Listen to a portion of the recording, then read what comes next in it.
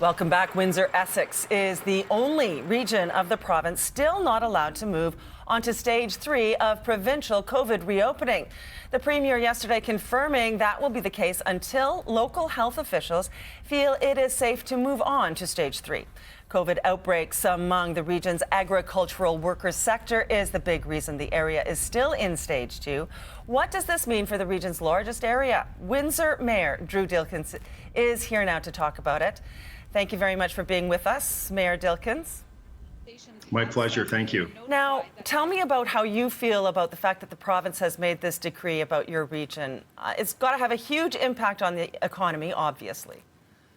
Yeah, so I feel for small businesses. They're the ones who are struggling through this, not being able to reopen their doors and get back to business like the rest of the province. So it's urgent that we get to stage 3 as quickly as possible for their sake. But I do recognize that the province has made a decision based on data. And when you look at number of cases per hundreds, thousands of people, you've got in the province of Ontario, the average is 10. I think in the GTA area, it's about 16 to 20. And in our region, it's been 50. And so largely that's ascribed to the migrant farm worker population, which is an extremely complex set of folks because you've got 8,000 here spread across 175 different farms, and many are undocumented, which adds another layer of complexity to the whole resolution. So I know the province is working very diligently to help us get over the hump here. I'm appreciative of the Premier and all of the efforts they've expended down here.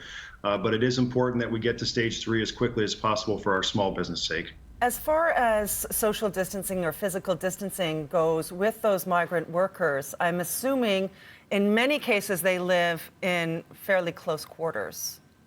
Yeah, the living accommodations, the bunkhouse accommodations that many live in are the perfect vehicle for the spread of COVID-19. You can imagine people living literally in bunk beds in close quarters, and air circulation in some cases is not superb. They're sharing small kitchen facilities and washroom facilities. So truly it is the perfect vehicle in many cases for the spread of COVID-19. And I'm happy to see in the Globe and Mail today the federal government is starting to take this very seriously and going to allocate some dollars to take some ownership and make this right.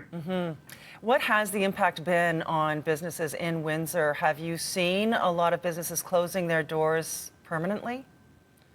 You know, we haven't seen that yet, Pam, but I'll tell you, just the feedback that I get from folks in the email every day, there are a number who are on the cusp of losing everything. And I say I want my businesses, as every mayor would say, we want our businesses to thrive. In these cases, there are many that I just want to survive.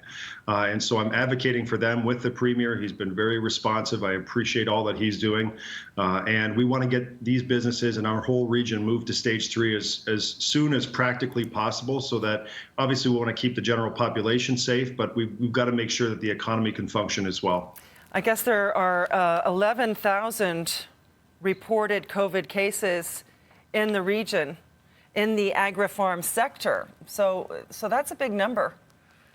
It is a big number, and just getting the folks to get tested, having those folks decide to get tested has been a struggle because you've had, again, the number of farms, 175, 8,000 people spread across that distance. Many undocumented would not want to participate in some system where their name has to be taken at the door. And so this is not an easy thing for the federal government to solve, the provincial government to solve. Certainly the municipal government has no real authority to solve this, but all of us working together, which we're starting to do, has been, I think, will be the most effective, and we're going to see some traction and be able to get over the hump here. At the end of the day, this is an important part of Ontario's economy. It's an important part of our regional economy. We want to help everyone get over the hump so that we can all move forward together in a safe way. Well, let's look forward to that date. Thank you so much, Mayor Drew Dilkens, for joining us. Have a great day. We will be watching closely to see when you'll be able to move on. Thanks again.